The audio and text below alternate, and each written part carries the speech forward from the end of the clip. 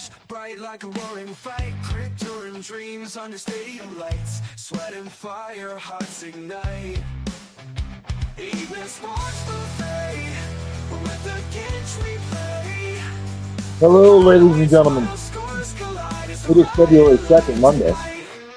It is frigid. Get it done. No snow, no sleet, nothing like that. It's just very, very cold in the Northeast. As it is 3/4 of the nation right now with this Arctic flag. But thanks for joining for another episode. Thanks to the Ginch Quartet there. Thanks for joining. Hope your team has won this weekend. We are T-minus 6 days until the Super Bowl, fast approaching. But I got to talk a little hockey, and I'm going to bring him on now. I hope I'm saying his name right. Is it Zator? Is it Matthew Zator? Is that how you say it? Yeah, it's that's one way. There's a few different ones, but yeah. I was thinking Zator. I was hoping I wasn't going to butcher it. Too bad. No, it's good. I'm just going to read this off the X machine here. At Matthew Zator SC, hashtag Canucks, writer and media HockeyPedia, copy editor at Substack, manager at the Hockey Writer, host of Prospect Cort. He also writes about prospects and the hashtag NHL Drive. Matthew, thank you so much for joining. Look, we're coming up on the Olympic break here soon. I go over the standings as I do every Monday. Look, there's some teams right now that are going to be fine, like Tampa Bay, like Colorado, like Vegas, as they have been for the last 10 years. But if you're going to make a playoff push here, I know looking at Boston, you're looking at teams like maybe the Islanders, Columbus, the Mammoth, who else? Anaheim, the Kings.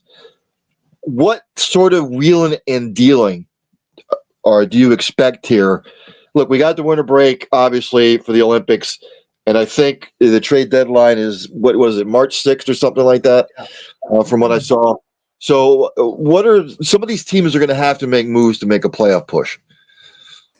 Yeah, I mean, it's just so it seems like so packed, especially in the East, around the Atlantic, because the Atlantic Division has so many teams that are within points of each other, which is pretty crazy when you're looking at it. I mean, that's why I'm not even really sure how many moves. There's not really many straight out sellers right now. Like, you can probably look at a couple teams, or a few teams, of course, the Canucks being one of them, way out of it.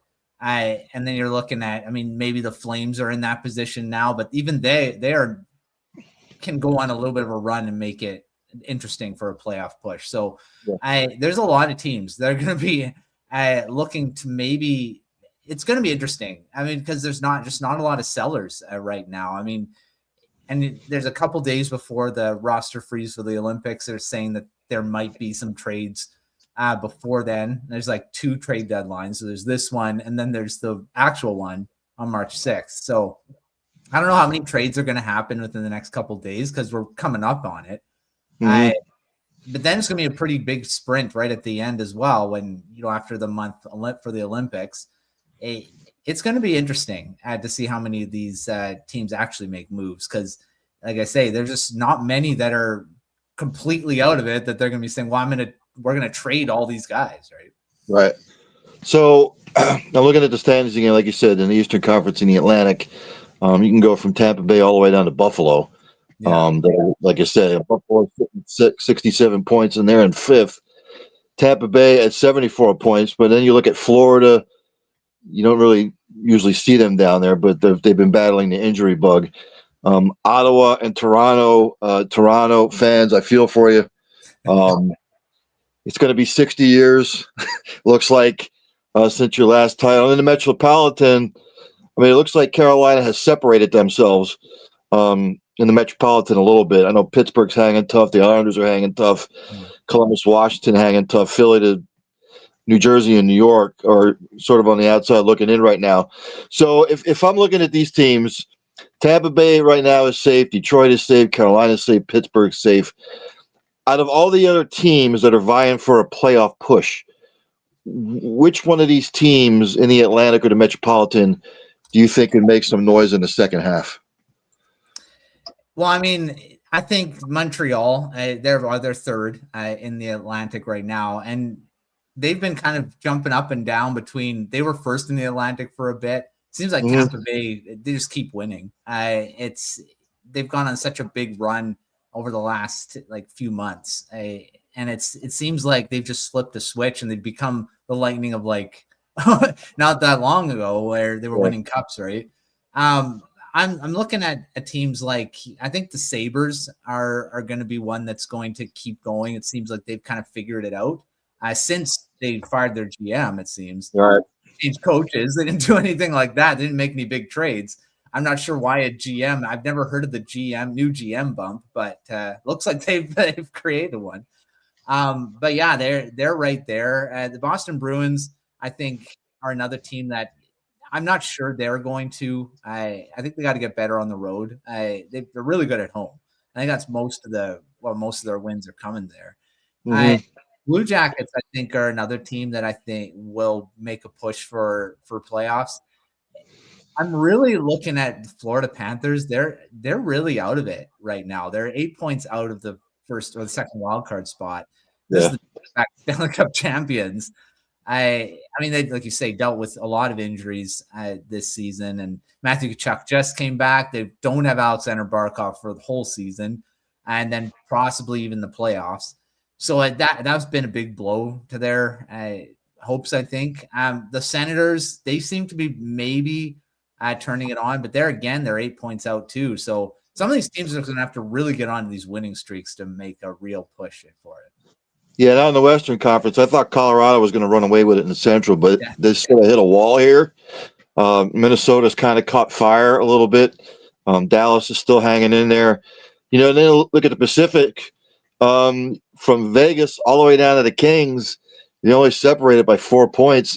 I mean, even teams like LA and San Jose are still kind of hanging around. So when you look at the Western Conference, everybody keeps talking about Colorado being the cream of the crop, but again, they've sort of hit a wall. If you want to go below the threshold here, which one of those teams in either the Central or the Pacific that are hanging middle of the pack that you think could make a push? I'm really believing that the San Jose Sharks. I mean, Macklin Celebrini has been just unreal this season. He's carried that team, and a lot of people say, well, the Sharks are going to have to get some other guys to do it because their goal differential is not that good. They're minus 17. So, I mean, defensively, they're still not the best team. But Celebrini has just carried them. I think he can keep going and maybe actually push them into the playoffs because they're only 2 points out. And then, like you said, the Pacific is just I don't know if it's so close. I think it's probably one of the worst divisions in the NHL because their point totals aren't that high. Golden Knights and Oilers both tied with 64 points. They both have kind of gone up and down this season, not really in real domination between the two. The Golden Knights are staying there because of their 14 OTLs. I mean, you take those away, they're gone. Like they're down below the playoff, right? And so I hate about those OTLs because it's just you got to get rid of the loser point because this is the reason why they're there. Those are losses. They shouldn't be getting anything from them, but that's how it is. And looking at, I mean, the Kings are in that boat too. They got 14 as well. You take them out, they're not in the playoff conversation. So I mean, I'm looking at the Sharks for sure, and the Mammoth are the two I think are going to be pushing the Ducks and Kings and these Pacific Division guys that are in there. The Central is going to be set. Avs, Wild, and Stars. I don't think anyone's pushing into there. The one that could is way out of it, and that's the Predators, right? So, and that's the three. It might kind of go up and down like it always does, but there's a new team in there, the Wild, because the Jets have fallen off. Yeah, talk to me a little bit about Winnipeg. What seems to be the issue? What's going on there? Well, I think where it started was when Hellebuck got hurt. He's back now, but that stretch where he was gone, I think they kind of lost a bit of their mojo, maybe. And now they just can't seem to recover from it. And even Hellebuck's not playing that well since he's come back. It's a combination. I think they're not getting a lot of offense either except from their top, Scheifele, Connor. Those are the two guys that are kind of carrying it right now. They're really missing Nikolai Ehlers. I think they kind of underestimated how much he made an impact on that team, and he's doing pretty well in Carolina. Yeah. So I think that's a big thing. How much they dominated last season winning the President's Trophy, and that was on, of course, the back of Hellebuck, winning the Vezina and the Hart. So, he hasn't been as good. He hasn't been available as much. I think that it's just a combination of that, and then their offense is just isn't as lethal as it used to be either. Well, Winnipeg always say, I call it the playoff disease. They always seem to do well in the regular season, and they catch fire, and then all of a sudden, when they get to the playoffs, it's like some sort of like disease. Yeah, that they get. Talk to me about my Blackhawks. Look, they had their moments early in the 2010s, and I've said to myself, I'll be fine for the next 10 years. That was back in 2015, 2016, when they had the number one seed in the West. And I think they lost in the first round in Nashville, and ever since then, Matthew, it's been downhill. I know they're trying to rebuild. I get it. They're trying to get the pieces in place. I thought early on in the season they had turned a corner a little bit. They were doing well. And now all of a sudden it's sort of right back to the way it's been the last 3 or 4 years. I was going to say that the Blackhawks, I thought they turned it and around at the beginning of the season because they were really good. They were, one of the more surprising teams being in the playoff conversation. I think they were first in the Central for a bit there until the Colorado Avalanche just took off. But they're, Connor Bedard, of course, getting hurt really again, kind of pushed. He was just dominating. He was right there with Celebrini. His point totals are still pretty good. I mean, when you're looking at it, but I think he's got hurt, and then all of a sudden they kind of just fell back into their normal over the last few years, right? Where they can't seem to get consistent scoring beyond Bedard, right? They bring in some veterans again. That actually they didn't. I mean, in the offseason, they actually didn't make a lot of those veteran type additions. Kind of just going with the young guys. Frank Nazar has been really good this season as well. I thought they were going to be like the Sharks have been this season with Celebrini and Will Smith. Kind of the Nazar Bedard being the dynamic duo. And I mean, they still can be, and they have been, but I think they, again, need more guys to kind of go and be more productive consistently. And they are definitely still in a rebuild. They got so many young pieces that are just kind of developing. They're going to get some more help coming up with some of their other high-end talent. And then they're going to get a really good draft pick again this season. So just keep adding to that prospect pool. Before I let you go here, we got to talk Olympics because it's coming up. I know. What's the deal? Any updates on the surface? The last I heard that it's okay. So I mean, we'll see. It seems like it's good to go. It's going to come down to the U.S. It's going to come down to Canada, Sweden, Finland, Czechia. Is there any particular team besides those that we should be on the lookout for? Well, I mean, there's obviously the normal Canada-U.S., which I think is probably going to be the gold medal game again. But you're looking at, like you mentioned, Czechia is really impressed. I mean, in the World Juniors, they seem to always be there. They got some good NHLers going to the Olympics. So I'd be looking at Czechia maybe making a surprise. I mean, I think it's going to be, Sweden, Finland, they're always going to be right there as the powers. I mean, Slovakia, the NHLers going there are going to make them pretty good as well. But I think it's still going to come down to that four. Finland, Sweden, Canada, and the U.S. are going to be really vying for that gold. Ladies and gentlemen, that's Matthew Zator. Tell the people where they can read your stuff. Again, I said it at the top of the hour, but you want to reiterate it? Yeah, you can find my stuff at thehockeywriters.com. I write about the Canucks, unfortunately, last in the league. They're going to have a chance at the first overall pick this season. So first time in a long time. So we're writing about a lot of the top prospects. So maybe Gavin McKenna coming over to Vancouver as the first overall pick. But yeah, check it out, hockeywriters.com. I also do a lot of videos on the Hockey Writers YouTube channel. We do Prospect Corner, a lot of news and rumors, a whole bunch of stuff. So you can check me out there as well.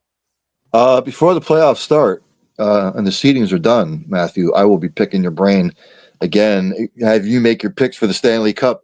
I'll make my picks. Right now, if the playoffs started today, before I let you go, who are you going to have from the East? Who are you going to have from the West? If they started today.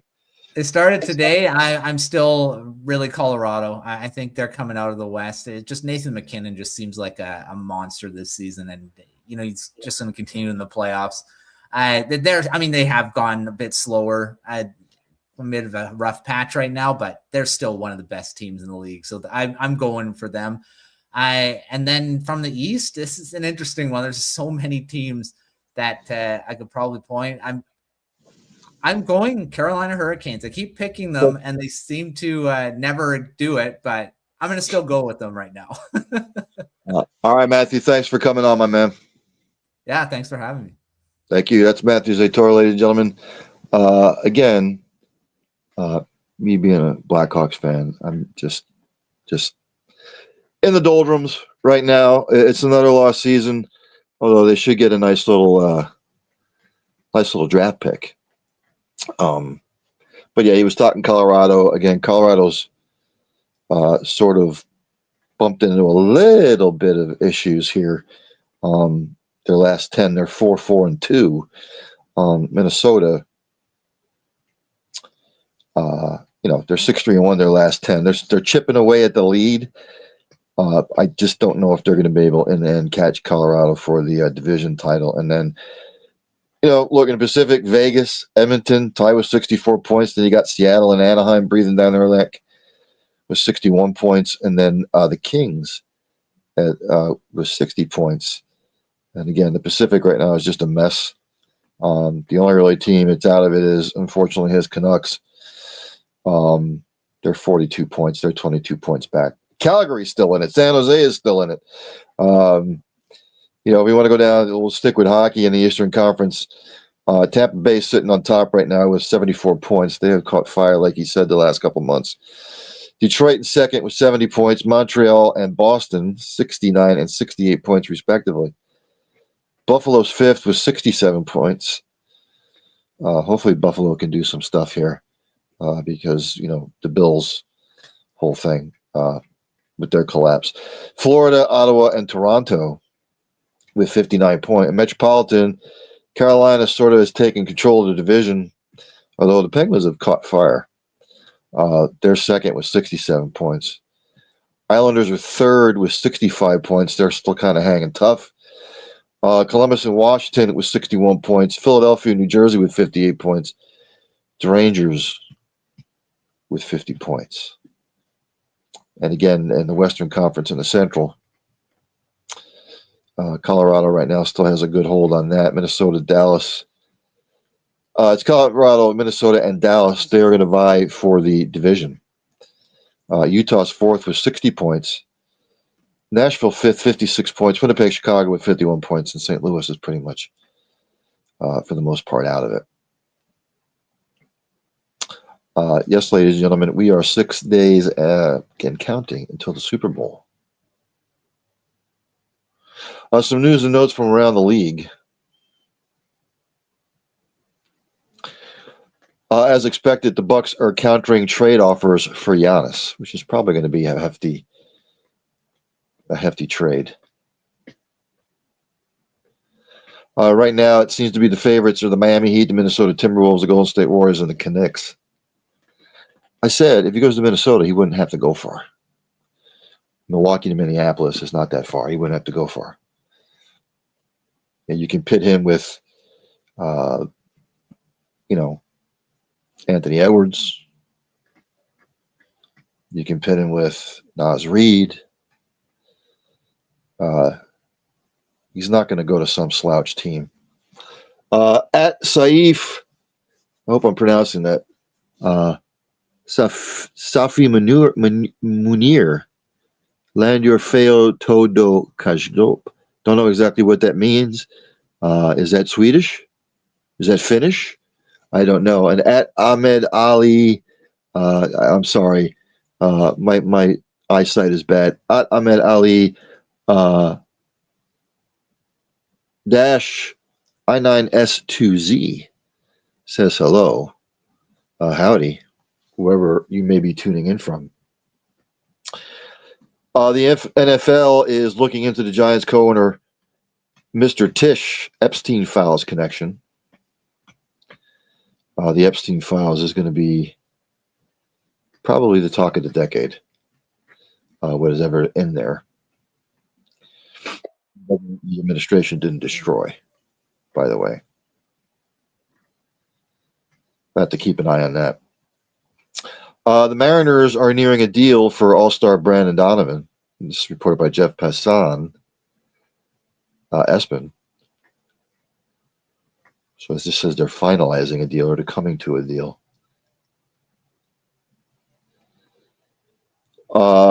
This reported by Alden Gonzalez. Espen. At least 6 teams are to leave Main Street Sports and join Major League Baseball. The Brewers, the Marlins, the Royals, the Cardinals, the Reds, and the Rays have decided that they will partner with Major League Baseball, which will produce their games for the 2026 season and beyond, as first reported by Puck's John Orand. The Cardinals, Royals, and Brewers have formally announced the transitions. The Braves, the Angels, and the Tigers are the remaining baseball teams in Main Street Sports' portfolio. They have yet to announce their plans yet. So there's a bit of Major League Baseball news for you.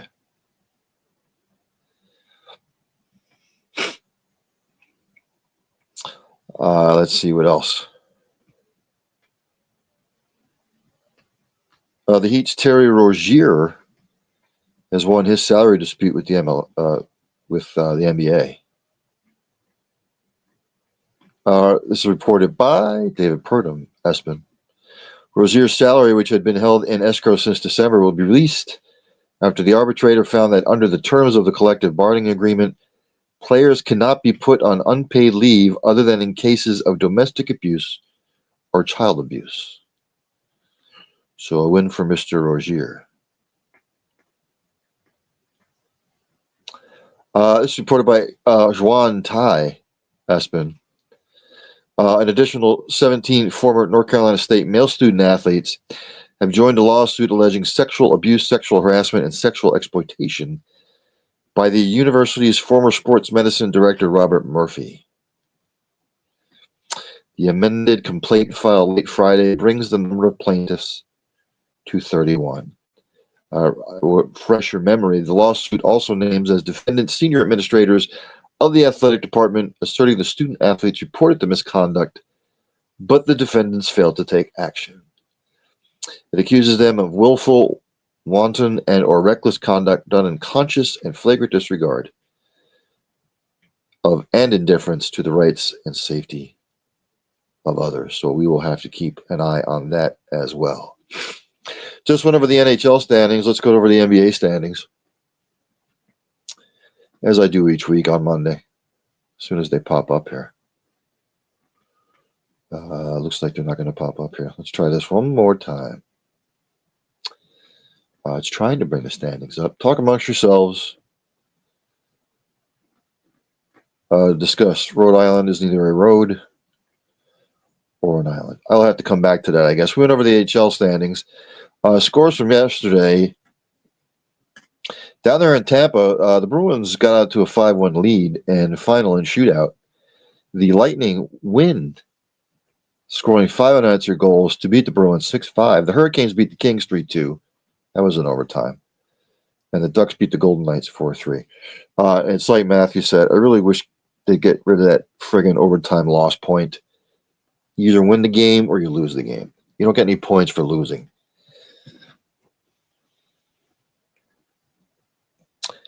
You win the game. Those are the points you get. If you don't win any game, you don't get any points. It's just dumb. Dumb.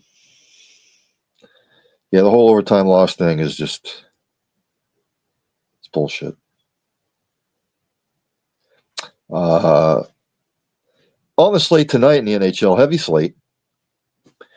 The Blues are at the Predators, the Sharks are at the Blackhawks, the Maple Leafs are at the Flames, Sabres at the Panthers, Senators at the Penguins, Islanders are at the Capitals, the Canadiens are at the Wild, the Jets at the Stars, the Red Wings are at the Avalanche, and the Canucks at the Mammoth. Oh, here we go. NBA standings. Out there in your Eastern Conference, Detroit still sits on top, 36-12. Knicks and Boston are second and third, 5.5 back. Toronto and Cleveland, fourth and fifth, respectively, 7.5 back. Philadelphia, 6, 9 points back. Or 9 games behind, which is just whatever. 9 games behind. Miami in seventh, they're 10.5 back. Orlando, 8th, 11 back. Chicago's 9th, 13 back. Atlanta, 13.5 back. They're in 10th. They would get the final play-in spot, whatever the hell they do. Charlotte, Milwaukee, Brooklyn, Washington, the Pacers. Out there in the Western Conference, OKC still on top. San Antonio second, 5.5 back. Denver's third, 6 back. Houston's fourth, 7.5 back. Minnesota's fifth, 8 back.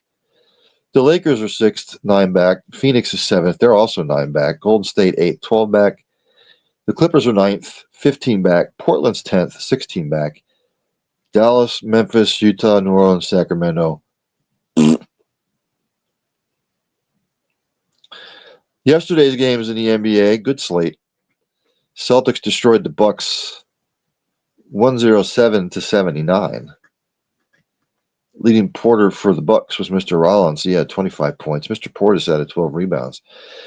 For the Celtics, Jaylen Brown, 30 points. He also added 13 boards.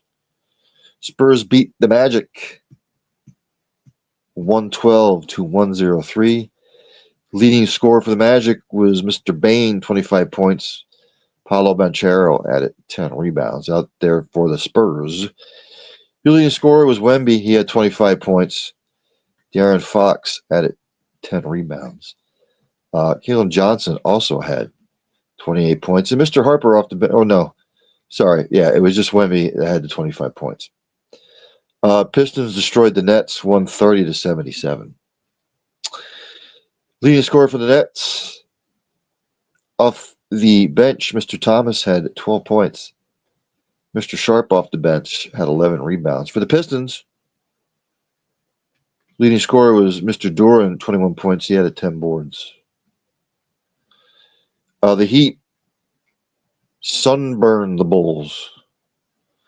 For Chicago, your leading scorer, Kobe White, 16 points. For the Heat, leading scorers were Bam Adebayo and Mr. Larson, each with 20 points apiece. Wizards beat the Kings 116-112. Leading scorer for the Kings, Zach LaVine had 35 points. DeRozan had 32 points. For the Wizards, your leading scorer off the bench was Mr. Riley. He had 18 points. Knicks beat the Lakers 112-100. Leading scorer for the Lakers, I'll give you one guess. You got it. He had 30 points. He also had 15 boards. That would be Mr. Doncic. For the Knicks, leading scorer was Anunoby, 25 points. Karl Anthony Towns did his thing, double-double wise. He had 11 and 13. Clippers beat the Suns 117-93. Kawhi, the leading scorer for the Clippers, 25 points. Ivan Zubac, he's having a quietly fantastic season. 14 points, 20 boards. For the Suns, the leading scorer was Grayson Allen with 23 points. Cavaliers beat the Trailblazers 130-111. Leading scorer for Cleveland, Jared Allen, he had 40 points, added 17 boards. Okay, great game. For Portland, leading scorer was Mr. Love off the bench with 21 points.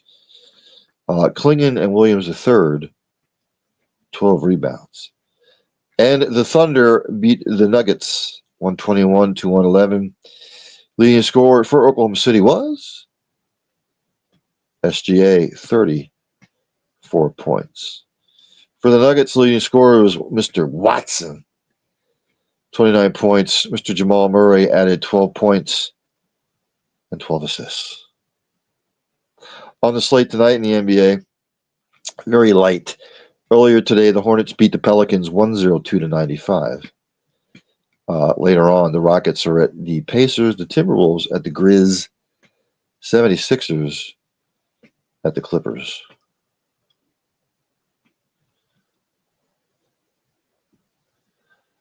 Again, the Bucks are countering for trade offers for Giannis. I think I talked about it last week. Maybe I didn't. Paul George was suspended, I think, 20-some games for, I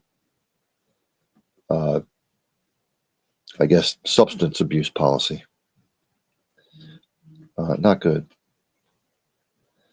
And Jason Kidd was fined $35,000 for blasting the refs after the loss to the Rockets. I believe it was on Saturday. He said after the game, the referees did not do their job tonight. They were terrible. I don't know why you would get fined for calling out refs.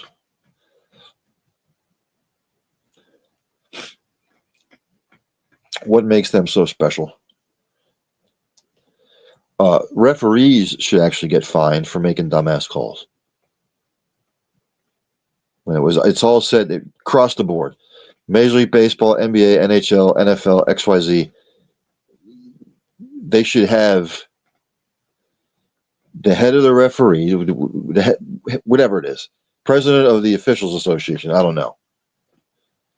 Review each game, look at the calls, and if it's way, way inconsistent and you make dumbass calls, referees should get fined. That's just my humble opinion, by the way. Again, I will make my NFL pick on Thursday. I'm not going to do it now. Let's go to NCAA men's basketball. The standings as they stand as of today. Or the rankings, I'm sorry. I'll use the AP this week. 25th is Tennessee. 24th is Louisville. 23rd is Miami of Ohio. Still undefeated, by the way. St. John's is 22nd. Arkansas is 21st. Clemson's 20th. St. Louis is 19th. Virginia 18th. Florida 17th. BYU is 16th.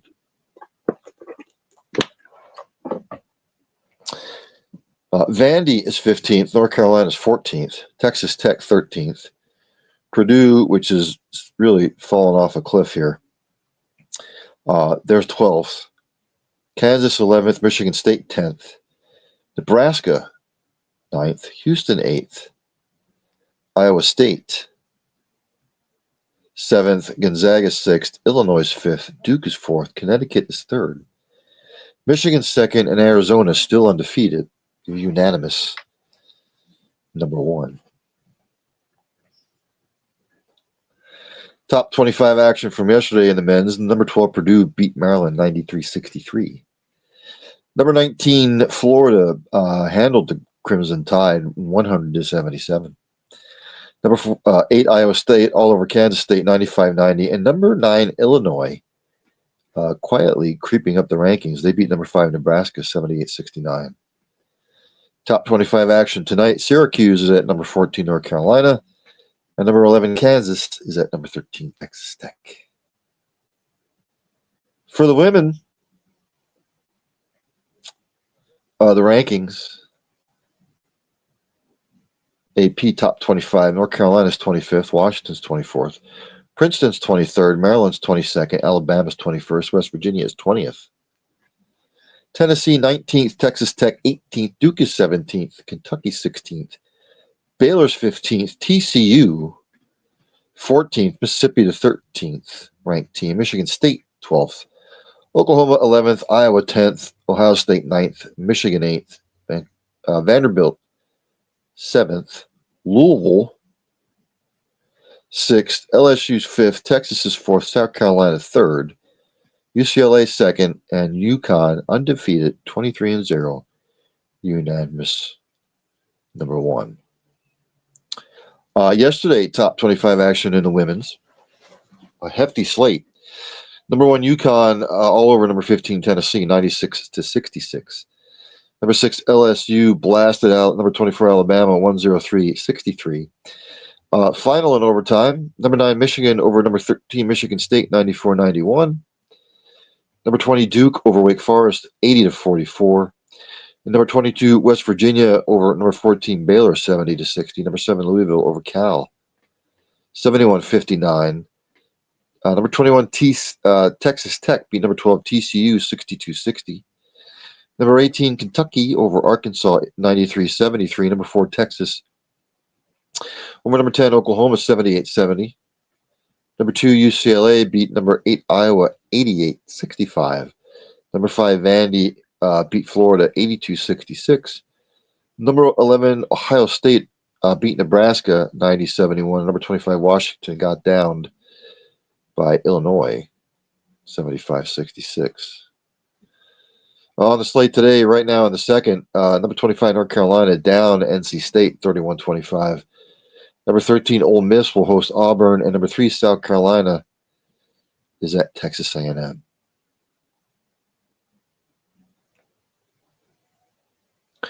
PGA Tour, Justin Rose set the record out there at Torrey Pines in the Farmers Insurance Open. He wins with a 23 under par score.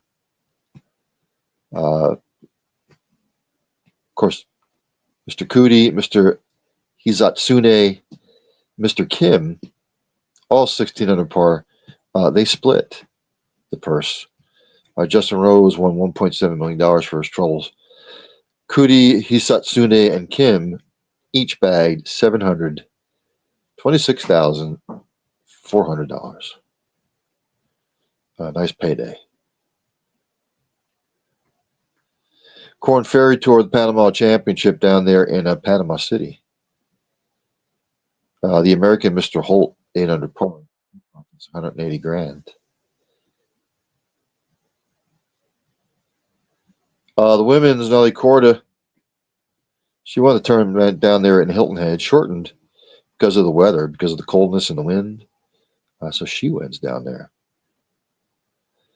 Again, the Olympics coming fast and furious. They'll be kicking off. NASCAR's Busch Clash got snowed out, by the way, down there in North Carolina. I'm going to say this to NASCAR again.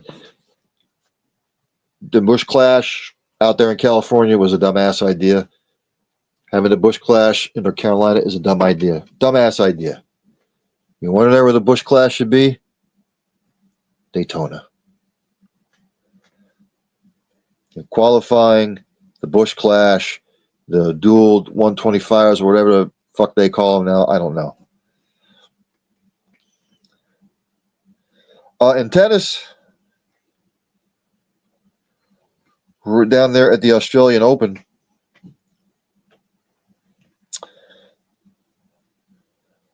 Let me pull it up.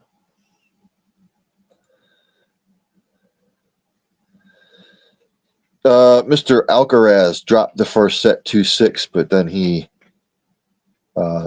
really took control after that. So he wins 2-6, 6-2, 6-3, 7-5. He now has the career Grand Slam, I believe, at the age of 22. I believe he is the youngest now, from what I was reading. And Miss Rybakina beat Sabalenka 6-4, 4-6, 6-4 to be crowned the women's champion of the Australian Open. So good for her. English Premier League this past weekend, ladies and gentlemen.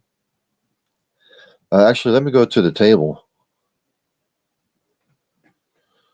Right now, I'll give you the top 4 because these top 4 teams that make Champions League right now. Arsenal on top by 6 points with 53. Man City is in second with 47 points, so they're 6 back. Aston Villa sitting in third, 46 points, 7 back. And Man United up there in fourth with 41 points. They are 12 back of first. The season ended today. West Ham, Burnley, and Wolverhampton would each get relegated. Scores from this past weekend. On Saturday, Arsenal blasted Leeds 4-0. Brighton Everton 1-1 draw. Bournemouth over Wolves 2-0. Chelsea beat West Ham 3-2, and Liverpool all over Newcastle 4-1. Yesterday, Brentford with a big win over Villa 1-0. Man United over Fulham 3-2. Nottingham Forest Crystal Palace a 1-1 draw. Tottenham and Man City a 2-2 draw. And today, Sunderland blanked Burnley 3-0. So I think that's going to do it for tonight. Looking at Major League Baseball news, like I said, nothing other than what I mentioned earlier. Yes, so I want to thank Mr. Matthew Zator for coming on the program again. Great NHL insight. Enjoy whatever sport you're going to watch tonight. NHL, NBA, whatever sport you want to enjoy. More power to you. College basketball, men or women's, you can check that out. Again, as I end each show, practice compassion, practice empathy, have practice or passion for what you do. Hug somebody every once in a while. You might make their day. Tell somebody that you love them. You might not get a second opportunity. And for the love of God, if you see somebody struggling, inquire, ask questions. How can you get this person help? How can you help? You might not just be saving a life. You might be saving a multitude of lives. So, with all that being said, enjoy. Check on your pets. It's cold outside. Check on the elderly. Just make sure everybody's safe in this frigid weather. There's only one thing left for me to do, and that's for Dandy Don Meredith to take me out. Turn out the lights, the party's over. They say that all good things must end. Call it a night, the party's over. And tomorrow and next year starts the same old thing again.